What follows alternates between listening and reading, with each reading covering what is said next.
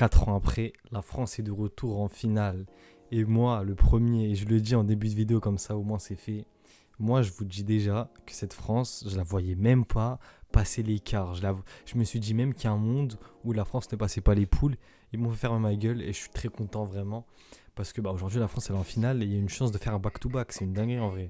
C'est une dinguerie ce qui se passe aujourd'hui. Je suis content en vrai. Bon, enfin, déçu, je suis un petit peu déçu pour les frérots marocains, même si en vrai ils ont fait un parcours extraordinaire, on va pas se mentir. C'est un parcours de fou qu'ils ont fait. Mais du coup, j'ai envie de débriefer ce match rapidement parce qu'il y a des trucs à dire, même si en soi le match il a été plié, enfin plié, oui et non, parce que la France ils ont marqué tôt, mais on sentait que ce but dès le début c'était ce qui allait sceller le match parce que justement, bon, on va commencer le débrief maintenant parce que j'ai des trucs à dire. Déjà pour moi, premièrement, la clé de ce match, ça a été la manière de jouer de l'équipe de France. En fait, l'équipe de France, ils ont joué exactement comme le Maroc a joué durant toute sa compétition, c'est-à-dire qu'ils ont laissé la possession aux Marocains durant tout le match. C'était une possession qui était assumée de l'équipe de France et ça se voyait. D'ailleurs, on voit 61% contre 39% pour les Marocains 61%. C'était une possession qui c'était voulu de la part de Deschamps. Et en fait, ils ont fait exprès de jouer comme ça parce que la France, c'est une équipe en contre. C'est injouable, on l'a vu. On l'a vu, le premier but, même s'il y a quelques errances défensives du Maroc, et ça je vais revenir après, parce que pour moi, c'est pas le niveau de la défense qui a fait que, il y a d'autres raisons. Mais en fait, la France, ils ont joué de cette manière-là, parce que c'est une équipe à contre. La France, en fait, ils ont tout compris, Deschamps a tout compris. Et c'est que ce que Regragui disait lui-même en conférence de presse, c'est que Deschamps il a tout compris. Ça sert à rien d'avoir 98% de possession, tu tires deux fois et tu marques pas. Et c'est ce qui s'est passé aujourd'hui. Deschamps, il a laissé la possession aux Marocains. Et les Marocains, ça a dénaturé leur jeu parce qu'ils n'ont pas joué comme ça de toute la compétition. Je parlais de la défense marocaine. Pour moi, le problème, alors déjà, cette défaite du Maroc, premier temps, c'est que la France, tout simplement, ils sont très forts. Et ça, qu'on le veuille ou non, c'est la France, ils sont vraiment très très forts. En termes d'individualité aussi, la France, c'est meilleur que le Maroc. Mais pour moi, ce qui a condamné le Maroc un petit peu entre guillemets, c'est les gros matchs qu'ils ont fait durant cette Coupe du Monde justement. Parce que quand même, tu sors l'Espagne, tu vas jusqu'au tir au but, tu sors le Portugal, tu perds énormément de joueurs importants. Romain Saïs qui sort au bout de la 20e, pour moi ça c'est une petite erreur de sa part et du coach, mais bon c'est rien de grave, je le comprends, c'est une demi-finale, tout le monde aurait voulu la jouer.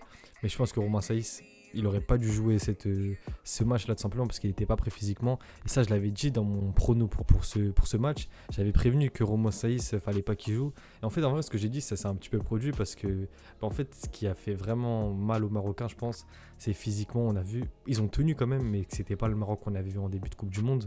Par exemple, le premier but, c'est défensif. Le premier but, c'est vraiment une erreur de la part de la défense parce que Théo Hernandez, il était vraiment laissé tout seul. En fait, ils étaient tous sur Mbappé au moment de sa frappe. Et ça, tu peux pas faire ça. Tu peux pas laisser Hernandez tout seul comme ça. Même si c'est un but, il y a eu de la réussite pour la France, on va pas se mentir. C'était un cafouillage, but FIFA un petit peu. Mais ce qui compte, c'est que c'est au fond. Et c'est ça, je parle à chaque fois des détails dans les grands matchs.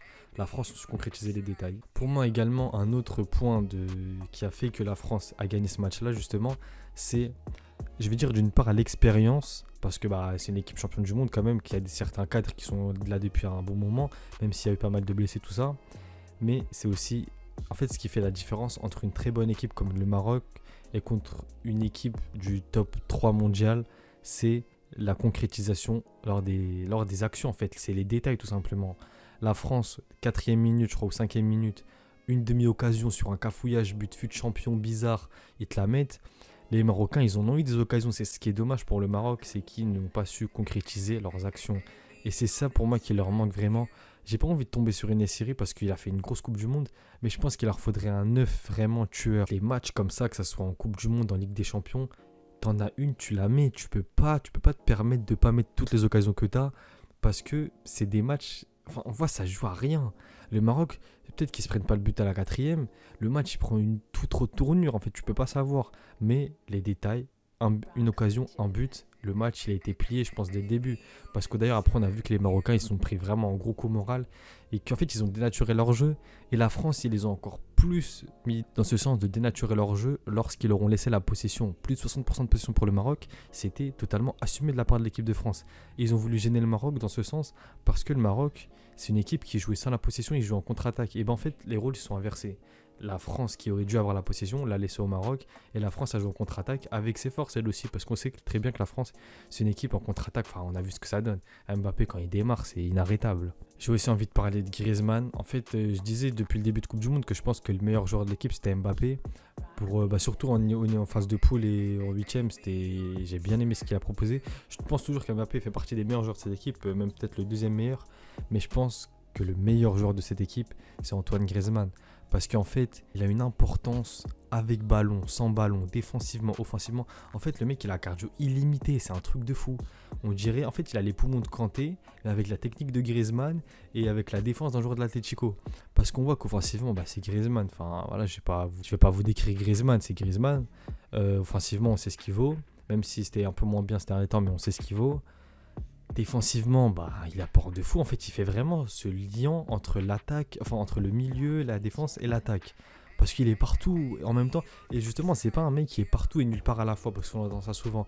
Griezmann, il est partout, mais quand il est à l'endroit, il est là pour quelque chose. Il vient pas juste pour faire figuration. Je pense que c'est le meilleur joueur de cette équipe. En tout cas, le joueur le plus important de cette équipe, pour moi, c'est Antoine Griezmann. Parce que il apporte un équilibre à cette équipe. On s'en rend pas compte peut-être encore. Mais je vous jure qu'on enlève Griezmann, cette équipe elle part en couille, vraiment, parce qu'il y aura un déséquilibre total. Et justement, c'est Griezmann qui apporte cet équilibre-là et qui fait que, en fait, c'est un joueur, il peut défendre aussi bien qu'il attaque. C'est vraiment fort la Coupe du Monde qui fait Griezmann. Et on voit de plus en plus qu'en fait, c'est un mec, c'est un peu comme Pogba avec l'équipe de France. Il est incroyable. Bon, lui, il joue à l'Atlético, grosse force à lui, Griezmann.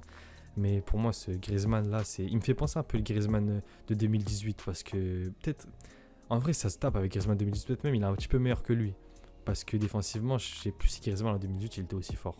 Sinon, j'ai envie de parler de cette équipe du Maroc parce que demi-finale de Coupe du Monde, gros respect à eux, grosse force à eux parce qu'ils n'ont pas fait un match dégueulasse. Ils ont juste été dénaturés par l'équipe de France qui a su les faire déjouer en leur laissant la possession parce que c'est pas le style de jeu du Maroc. Et Regragui l'a même dit en conférence de presse que il préférait ne pas avoir la possession et pour lui, ne pas avoir la possession marquée, c'est plus important et je suis totalement d'accord avec lui.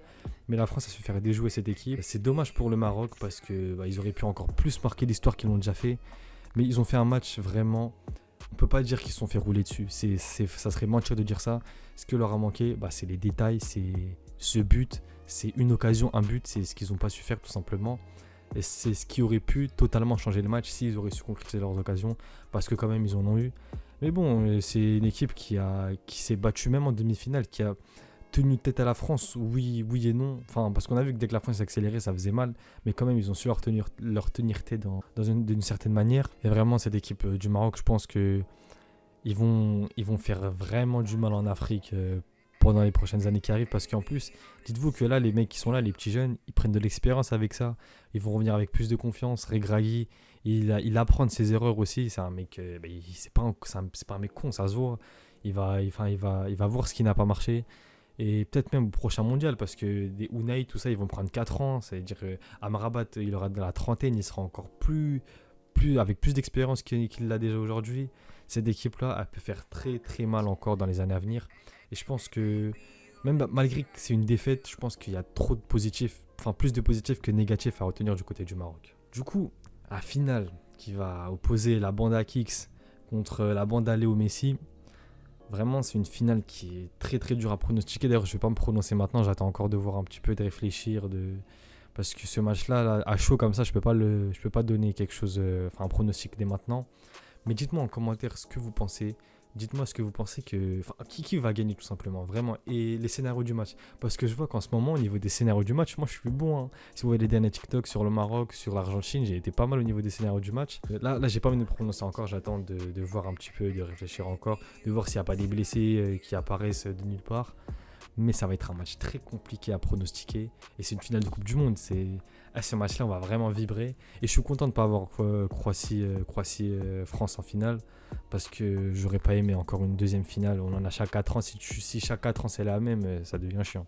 Dites-moi en commentaire votre score et le scénario du match que vous voyez ou comment le match va se dérouler. Enfin, dites-moi, on va voir qui aura tout simplement raison.